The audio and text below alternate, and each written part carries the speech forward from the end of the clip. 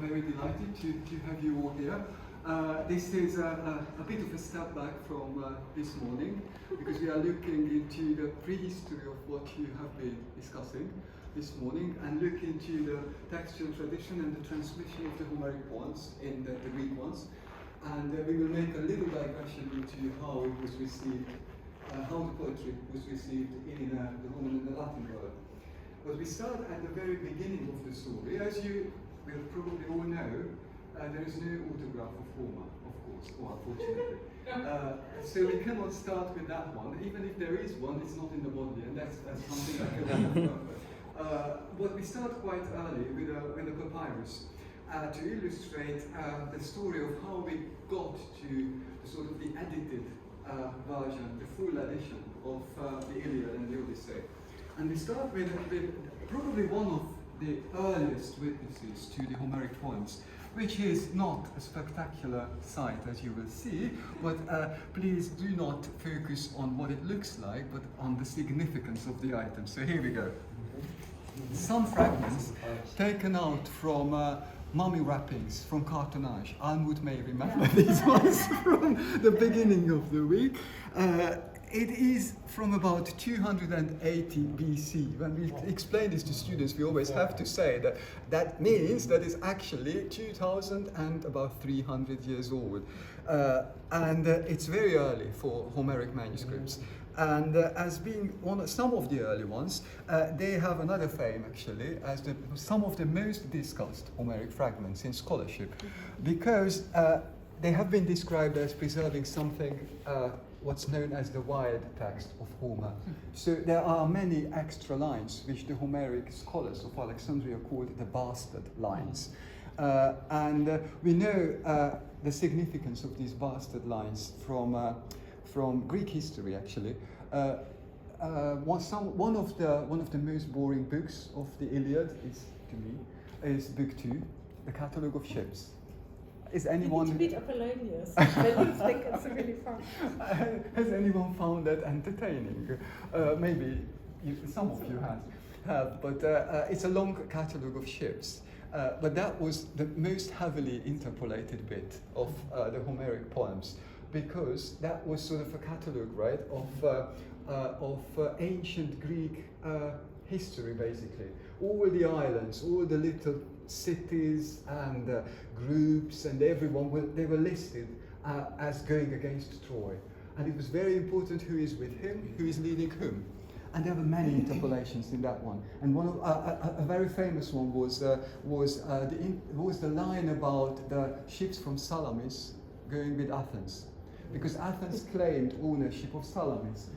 So the Salamis didn't like it. So they had another line saying it's the Salamis people leading the float and not the Athenians, and the Athenians were under Salamis. But there was another line saying the exact opposite. There was a huge conflict coming out of this, which is why, one of the reasons why Pisistratus in Athens started the project to tidy up the text of Homer to avoid conflicts like that. So there are many interpolations in the early versions of the poems, and here on this one is, it's very, very fragmented, but this line above is an extra one.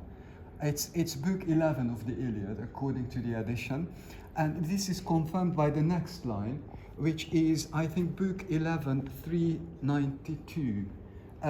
And the one above should not be there. It's not attested in any witness to the text, and it's called 392a because it should not be there, and later on it was taken out, but that line is not attested anywhere else. So this papyrus, or these little fragments, show the mess which was around in the Homeric texts even in the 1st century BC. Which is why there was a huge scholarship invested into cleaning the text, right? To consolidate this text. There were commentaries, glossaries, a huge literature written about this. And our next one is actually a piece of that literature. This is a glossary, a dictionary of the complicated words in Homer, attributed to Apollonius. And this is a fragment from 150 AD, so much later than that one is, But, and we know that the glossary of Apollonius actually survives, but in a summarized version. So it's a bit more condensed, but this is the full text, the one and only fragment from the full glossary of Apollonius on Homer. And it is one of those many, many writings which were written about how the text should be read and how you decide what's original Homer and what isn't. How you take it out, what are the main reasons. And this glossary is one of those commentaries and the only surviving fragment of the full text of the work. This was one of the milestones leading the scholarship towards a nice edited version of the Homeric texts. The other one is a nice little fragment which will also become part of the editions of Homer. This is the sort of hypothesis, so the summary at the beginning of the books. But this, sometimes you have in manuscripts many summaries. This papyrus is probably from a roll which had only summaries in it. It refers back, this is the summary of book 11, but it has a reference to the previous books, which made scholars think that this is probably a scroll which only contained the hypothesis, the summaries of the books. And this was also a step forward to create the edited versions of Homer, which in classical antiquity, as you may know, almost all the literary texts have little summaries at the beginning, which give you the conditions of the creation of the work, the date and who commissioned it, and basic information, and the summary. And this is one of the first attempts to summarize the books of Iliad. So we have the wild text and things that helped to consolidate the wild text, dictionaries and summaries. It's interesting that we know the date of this because someone reused a boring text document to write the summaries of the Iliad on the other side. This often happens. People tend to think that it's always the nice literary text which comes first, and they reuse it for something boring, but it's usually the other way around. Practical life is always the winning one. So you use the nice side of the papyrus for something practical, accounting or tax or whatever, and then when it's out of date because it's not relevant, I think HMRC says that you need to keep documents for 5 years, right? So maybe that was the case there as well. After 5 years, it has no relevance. And then you turn it around and put Homer on the other side, which is what happened here. But these are the steps which lead to this one of our nicest pieces, the fully edited version of the Homeric text, which is the result of generations of scholars' work, mainly in Alexandria. This papyrus is pretty much the same age as those two, so 2nd century AD. And when we translate it to students, what do you say? How old is that? 1800 years. Yes, probably 1800 years ago. And this was a full scroll. A full scroll containing book 1 and 2 of the Iliad, found in a place called Hawara in Egypt, in a tomb. In a tomb of a lady who loved Homer so much that she wanted to be buried with Homer. So this was rolled up and put under her head. And it's interesting how it survived, because this is how it was folded up, and where the head was on it, it's nicely preserved. And those edges which were out, they were damaged. So her head actually kept her beloved Homer for us. We don't know the name of the lady, but the archaeologist who excavated the tomb, he just couldn't he couldn't separate the two. So the head and the papyrus were kept together all along. So I have to say that we have the head as well in the collection, because it was heartbreaking for them to separate the two. So they are together in our strong room, actually, even up to now. This is which fits the Nibelung theme. And also the policy of human remains in the library, that's another thing. This is book 2 of the Iliad. It's the fully edited Vulgate version, a beautiful Alexandrian capital script. It says Iliados Vita, so the end of book 2 of the Iliad. There are some critical marks which were developed in the Alexandrian library by the scholars to say which line is dubious, which line is a bastard, which line is fine. And previous frames, because the big scroll, once it was rolled out, was sliced up and put on the glass in all the sheets, the separate sheets. So we have 10 frames, as this is frame number 10. And in previous frames, sometimes you can see the comments as well, which are taken from literature like that. So all the generations of scholars, that work was put into the margin in the form of little commentaries saying that Aristarchus says that the accentuation of this is not correct. Or Aristarchus says that this line should be there because whatever reason. And this is a full edition containing the commentaries, the critical signs, and the nicely cleaned text of Homer. So this is a long story in 4 objects, how the white text of Homer was actually tamed by all those scholars who produced these works, which are now lost. The majority of them are lost. But they are all invested and somehow survive in the full edition of Homer, which is the Vulgate text with corrections, critical marks, and little commentaries. And this is the text which then takes off and appears in the manuscript. And we have the great honor and pleasure to have Nigel here to talk us about what happened after this. Yes, well, as you have probably guessed, Homer had a very secure position in the school curriculum in antiquity, and that continued to be the case. But of course, Greek language developed, not as fast as many languages have, but even so, by the time you reach the early Middle Ages, the language has changed to such a degree that many words in Homer are no longer intelligible. They're no longer part of the spoken language. So you have to devise a new collection of explanatory material. There was already a great deal written by ancient scholars about puzzles in Homer, and already they were interested in linguistic usage, but there had to be a further, more elementary set of notes in order to give a crib, frankly. That's what was needed. And here we have a rather fine example of a crib. This actually is crib of the Odyssey. I'll see if I can find a suitable opening. Well, they're all quite suitable actually, but it would be nice to find the beginning of a book, because there you get a brief paragraph which explains what's in this book, and then the explanations of individual words follow. Now, this happens to be of the Odyssey, but not the Iliad, but there is a parallel set of basic explanations of words in the Iliad, known as the De Scholia.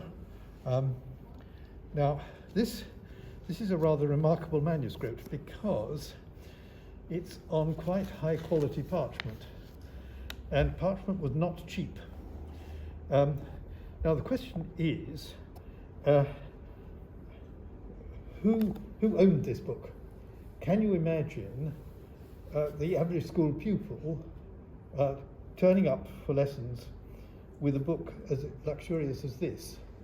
It's not awfully likely. I mean, the daughter of some son or daughter of some noble house might perhaps have had a luxury copy of this kind, but I think that probably it was the possession of the schoolmaster, and even the schoolmasters were not always very rich. So this is probably a product for someone who taught in a leading school in the Byzantine capital.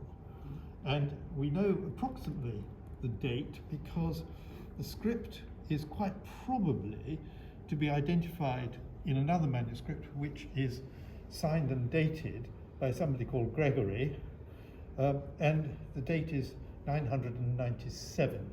So this is roughly 1000 AD, so 60 years or so before the Norman conquest. And well, you'll see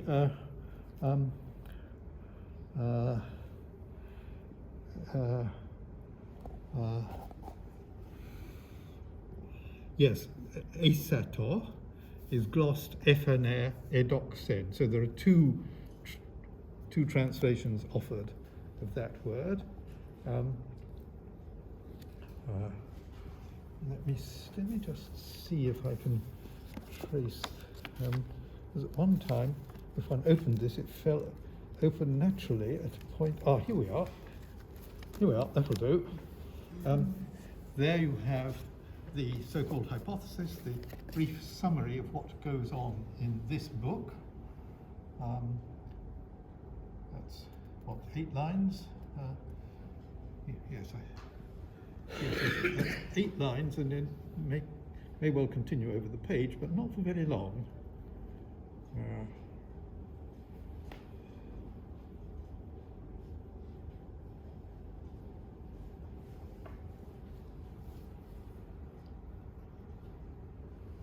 Right, and it goes. Yes, there's one. Yes, one more line over there. So this is a jolly expensive book. You must remember that parchment is prepared from the skins of various animals, but the medieval and ancient animal was much smaller than the modern one. So the yield per animal is not very many pages of manuscript. And so if you've got a really big manuscript, you have to reckon that hundreds of cattle or sheep were slaughtered. Anyway, that's, yes, you see a very large number of words required explanation, and that's by 1000 AD. So, and there was further development to come, because, yes, I mean, as I said, the Greek language developed relatively slowly, but more than 1500 years separate this book from the composition of the poem.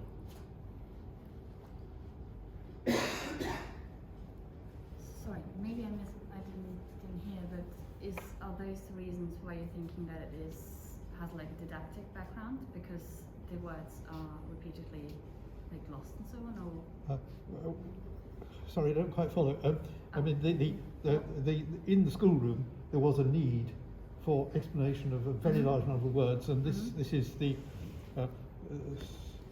is a series of suggestions for translation into the current vernacular. Okay. What they call the Sunertheia, the standard, the common language.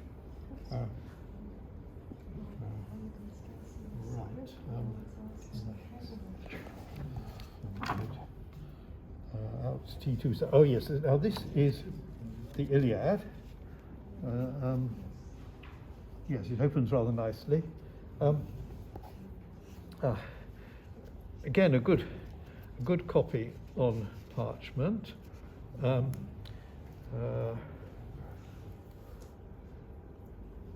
With quite a lot of marginal commentary.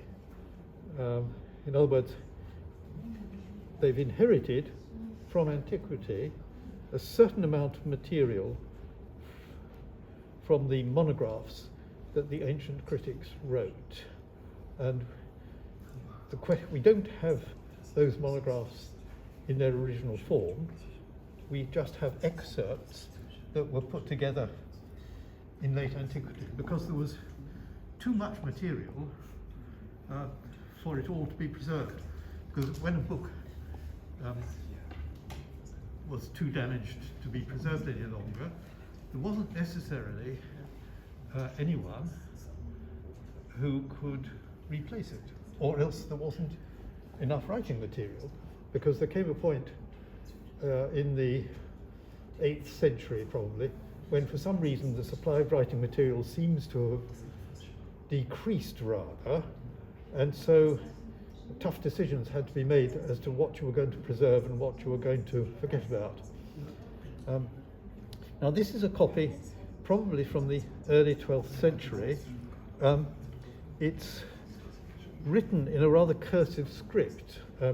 This is not the elegant calligraphy that you can see in the previous manuscript. It may look more like Arabic than anything else, but I can assure you that reading this is not particularly difficult. But to read this requires attendance at a few of my classes.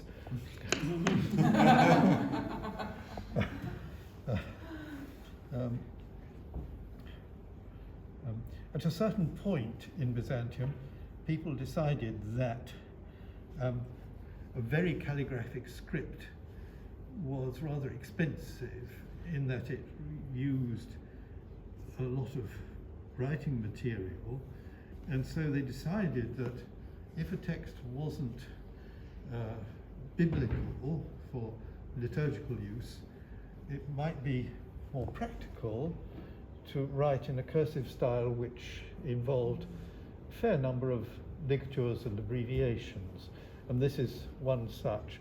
So if you're going to read Byzantine script, you have to know how to interpret 40 or 50 abbreviations, because for every syllable, every possible syllable, there is a specific abbreviation, and sometimes more than one actually. Byzantine script is not entirely logical, it has to be said. At least I can read the beginning. Men in A-E-D-T-A. Good.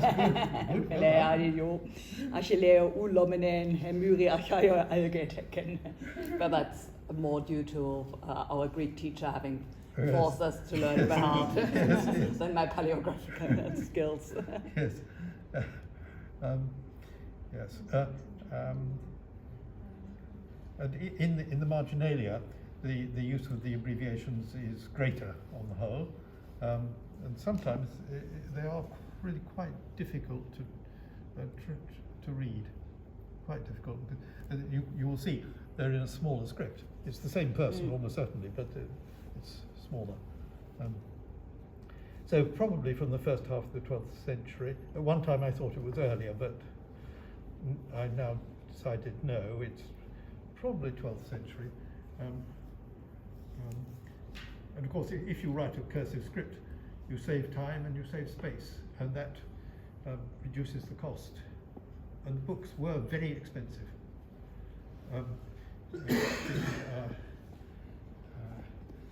We've got the price for a few volumes, only a very few, and one of them is here in Oxford, famous manuscript of Plato, cost the person who commissioned it 21 gold pieces. That's real money, because the annual salary of a pen pusher in the civil service was 72 gold pieces. So it's getting on for 1/3 of an annual salary for one manuscript. So although Byzantium was a very bookish culture, it's clear that the number of people who could enjoy the literature must have been pretty restricted. Anyway, it's a nice book. It's not signed or dated, and that's very much a problem with Byzantine manuscripts, because you tend to assume that books with learned apparatus of this kind were written in the capital, but you don't really know. There are a few variant versions of the script which you can assign to particular regions of the empire and its associated territories, especially the south of Italy, because the south of Italy was a place where they continued to use Greek. In fact, I've heard Greek spoken by a native in the south of Italy, in the Heel. Actually, I heard it. And that was also true in Sicily. And there was one style of script which can be associated with that region. But on the whole, it's difficult. And not very many scribes have a colophone. So you don't know the name, the date, or the place where the book was written.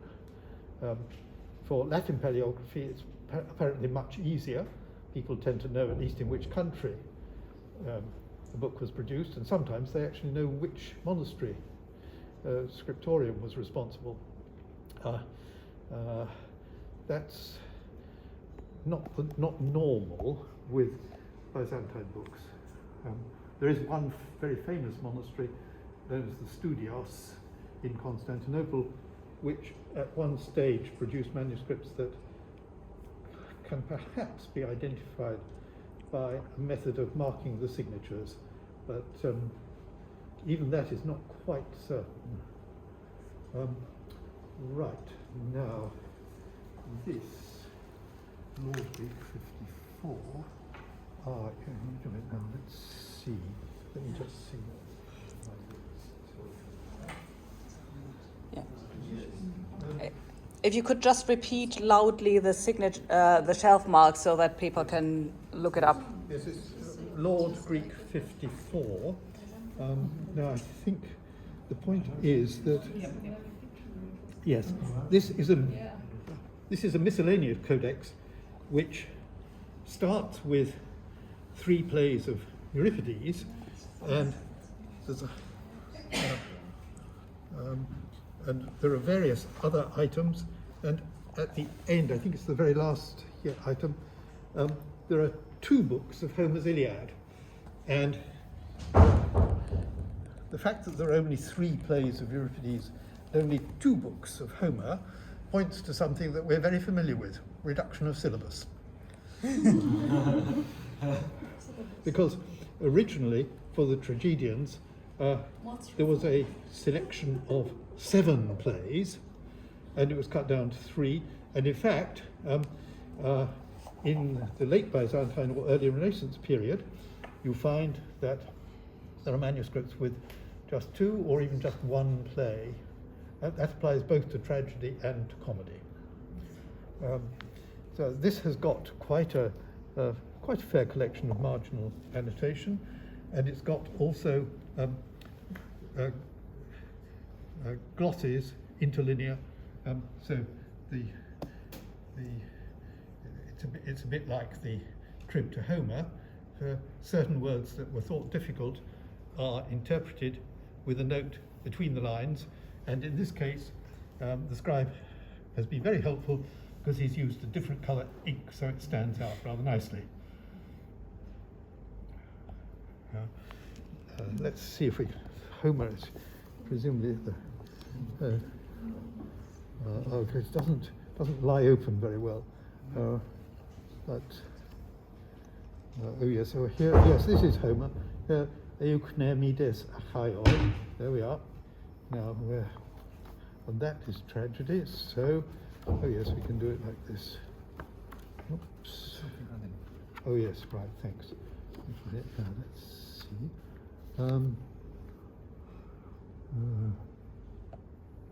Yes, here is the beginning. Here is the beginning of the Iliad. So if we have we got any of those? Yes. Oh yes, that's right. That's what we want. Perfect. And fair bit of explanatory materials. But you see, only books 1 and 2, and of course, as was mentioned earlier, much of book 2 is very boring. So it wasn't calculated to inspire enthusiasm in the pupils.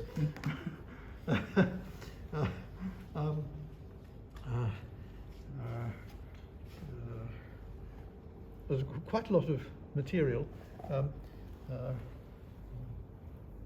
Then there are copies of Homer which give you book 1 and the first part of book 2 and omit that boring catalogue, which is quite understandable. This is, let me think, late 14th century perhaps, or perhaps sometimes thought to be early 15th. The dating is not always easy. Some styles you can, others not so well.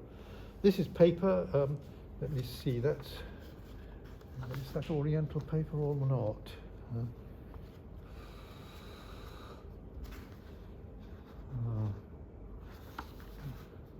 If it's Oriental paper, it's probably Oriental. It's of very good quality.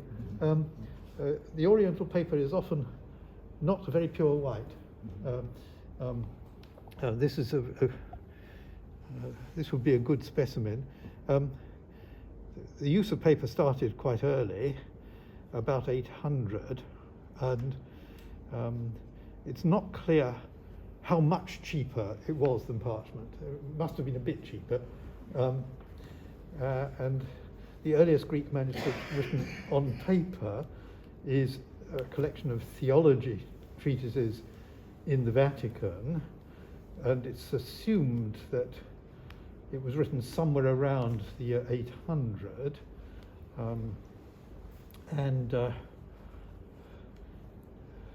We know that there was a paper factory in Baghdad in the year 794. So from that point on, at least, export of paper to the West became a possibility. And the paper was very good quality. I've actually handled that manuscript, and it didn't come apart in my hands. There was no flaking of any kind. I mean, I was rather surprised that they let me loose on it, but they did. And that was before I was friendly with the prefect and the vice prefect. Connections do matter over there. Anyway, that's yes.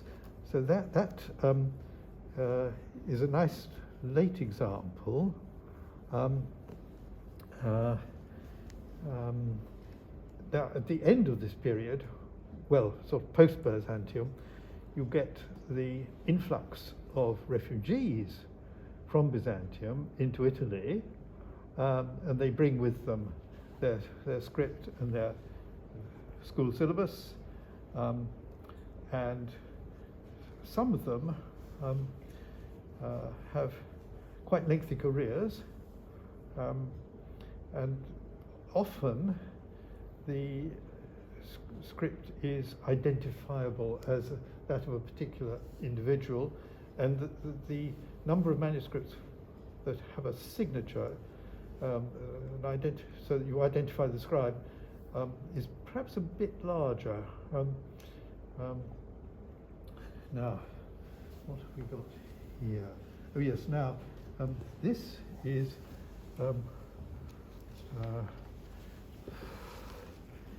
yes, Canonici Greek 43.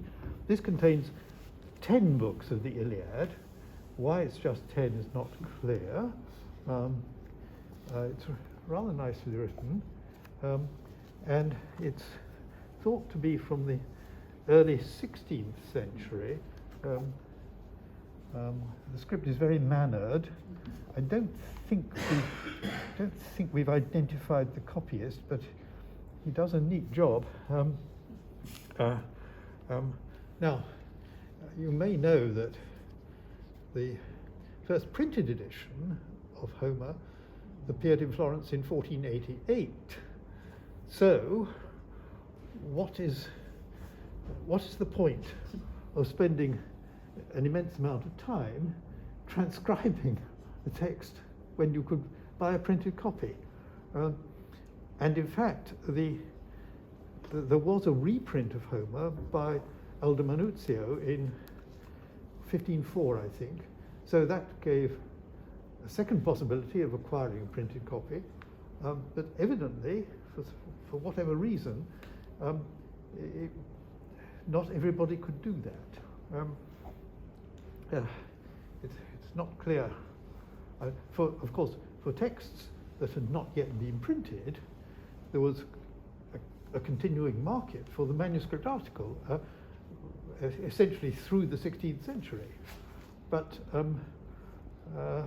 for such a central text as this to turn up in copies after about 1500 is, I think, rather puzzling. But it's a nice book.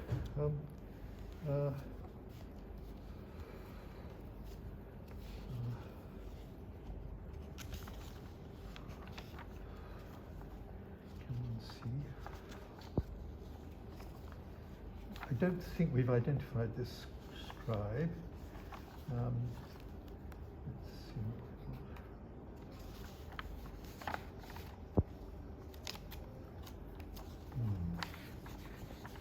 No. but that's it's a good copy. Anyway, that gives you a very brief overview of how Homer was read from the Middle Byzantine period up to the age when printing gradually took over and manuscripts were produced. So, right, well, I'll try to answer questions in due course, but have a look. Have a closer look, because you can't all round each individual manuscript at the same time. Shall we talk about the Latin ones? Yes. So I wanted to give you, to finish it off nicely, I wanted to give you a little bit of an insight or an overview of the Latin tradition, which is, I think, the only one where Homer was actually translated into. Because I was trying to check, and there are no late antique translations of Homer into any of the late antique languages, including Coptic, Syriac, Armenian, Georgian. So the full text was never translated into any of these. Well, it was into Latin quite early on, and I wanted to show you a fragment of the earliest translation. Maybe some of you know what the earliest translation into Latin of the Odyssey was. It was done by a guy called Livius Andronicus very, very early on, 280 BC, so almost the time of those fragments at the beginning, when he translated the entire Odyssey into Latin. But it's very interesting how he did that, because maybe at that time they did not discover that the hexametric verse of the Greek tradition works in Latin as well, or maybe they had a different approach, thinking that the heroic poems of the Greeks should be translated into the heroic meter of the Latins as well. So he selected a specific meter, which was the national meter of the Romans, the Latins. There's something called the Versus Saturninus. And he translated the entire Odyssey in that, in 280 BC, which is a very important landmark in the history of Roman literature, because that marks the beginning of Roman literature. So it's not an insignificant event that he translated the entire text, but it was not it hasn't survived. Why? I have no clue. Maybe they didn't like the idea that it was in Saturninus versus, or it was taken over by other translations, but only fragments survive. So what I wanted to do is to show you a fragment, the beginning of the Odyssey, which survives in Gellius, in his Noctes Atticae, he quotes, it's like his reading diary. He quotes a lot, and he quotes that one as well. So I checked our beautiful, nice Renaissance humanist manuscript of Gellius, and it should be here, but it's not. And it turned out, annoyingly, that this is a very problematic part of Gellius, where Livius Andronicus is quoted, and only a few manuscripts actually contain it. So I checked another one and another one in the Bodleian, and none of them actually. So I can only show you the place where it should be, but it isn't. But thanks to our good old friend Google, I Googled the way he translated it, and it's quite interesting. The first line of the Odyssey in his translation is Virum mihi camona insece versutum. That is the Saturnian verse of the Romans. And it's interesting how he translates the muse as well. He doesn't keep the muse in Latin. He translates it into the Latin counterpart of the muse, camona.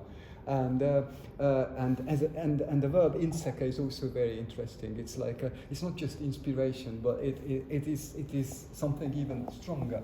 So it would have been really nice to have the entire text, but unfortunately that didn't happen, and not even that fragment, because the manuscripts we have are sort of corrupted. But that should be the first translation of the Odyssey into Latin, which is, as I said, a landmark thing. A landmark event in the history of Roman literature. And that there were, I think, other translations by later ones, but one of the most successful ones is this one here, translated around 65 AD, so much later. Then by that time they discovered that the hexametric verse works quite fine. In Latin, of course, we are after Virgil and everything else, so that has been tested and proved successful. And this guy, Italicus, translates the Iliad, but not fully, not the entire text. So all the 24 books are abbreviated into 1,000 lines. So maybe students would love this as a nice extract of the entire text. It is in hexametric, but the acrostica, so the first letters of the lines, actually give you the name of the author.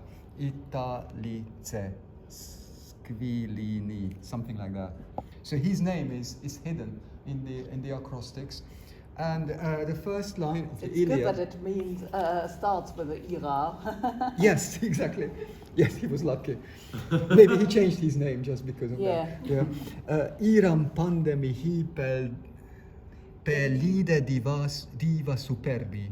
That's what it sounded like, but it wasn't very popular. Yeah. It was very popular in the Middle Ages, which is why we have actually 3 copies in the Bodleian from the 13th century. So in the Middle Ages it was quite widely read, but by the time of the humanists they didn't like it because they think this was a falsification of the text. It was very heavily cut in a very bad way, and they thought that the hexameters are not really nice and they are not as polished as they should be. So in the very late 14th century, there was a new translation of the whole thing now, of both poems, by someone oddly called Pilatus. I mean, I wouldn't call myself Pilatus after what happened, but he was called Laurentius Pilatus. And he translated the whole thing, of which we don't have a copy. I think it's very rare, and the BNF in Paris, they have a copy. But that was, he was Greek, so he understood Greek very well, but his Latin was thought to be much inferior than his Greek. So it was in it was in verse, but the humanists didn't really like his Latin verses. So it was a good rough translation to give you an idea about what is Homer talking about. But it wasn't very much beloved. It was an inspiration, though, to create new translations. Everyone wanted to polish it up because it was just ugly. So the Bodleian, I need to But quickly... This this is attributed to Pindar. Yes, that's interesting. Yes, I didn't. Yes, only by later hand. Yeah, of course. Yeah. Because it clearly says in the rubrum that incipit liber primus Homeri poete. Yeah. So someone was... No. I think it's Pindar is the translator. Yeah. Or maybe someone who added this note, because it says this is the epitome, is the summary of Homer by Pindar. But what they mean, I do not know. Whether they mean that there was a Greek summary which was translated into Latin and the Greek was done by Pindar, or the translator was Pindar, this is not clear. But the acrostics are very clear, and they tell us that Italicus was the translator here. But after him, as I said, there was this guy called Pilatus. Or might Italicus be just the one who brought it into the Italian language? Yes, the Greek epitome of Pindar. I know.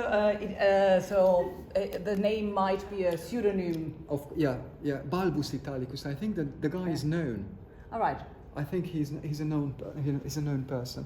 But this one, as I said, there was this translation by Pilatus, which was accurate but not very nice Latin, and then they tried to amend this and upgrade it. And the Bodleian is lucky enough to have one of those dead-end translations, which is a sort of a modified version of the translation of Pilatus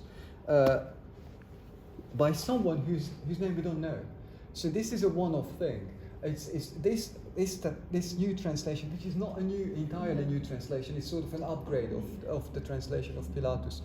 Survives only in this manuscript, so you can see the unique one and only copy of this humanist attempt to sort of retranslate both poems of Homer with the little hypothesis, the summaries, which we saw go back to very ancient times with that manuscript. And Nigel was talking about that they come up in that one and that copy from 997. 997, they have as well, they included these little summaries. They are very important, and they are translated in this Latin translation. and we can check how it starts. There are 3 summaries, so this is clearly an ultimate. No. Okay, these are the summaries of each of the books at the beginning. And then we have a date for the manuscript, which is lucky, that it was written Anno Salutis 1410, which is quite soon after the translation of Pilatus was made at the very end of the 14th century. Someone clearly didn't like that one, and they wanted to create a new one, and here we go. This is the Iliad. And he says, Iram dic dea peli dea hillis, which is, I think, a nice try, because it's all long syllables in the Greek, as you remember. And he clearly managed to render that nicely in Latin, peli dea hillis, all long, which is reflecting the Greek original. Much nicer, actually, than our good old guy, Frank Italicus, does. So I wanted to close with this one, which is sort of a starting point for many new translations of the Homeric poems into Latin, and new Greek copies as well, and additions and critical additions. We saw in Nigel's case that there were manuscripts in Greek, written in Italy, to satisfy the great demand of the humanists to engage with the text, to study the text, to translate the text, and then there were bilingual editions, printed editions of Homer published. So after this, the philology and the enjoyment of the Homeric poems started off, and I think this is where your conference started, actually. So we finished at exactly the starting point of your discussion this morning. Thank you very much for coming over, joining us for this. Thank you. And if you have any questions, you ask. Bravo.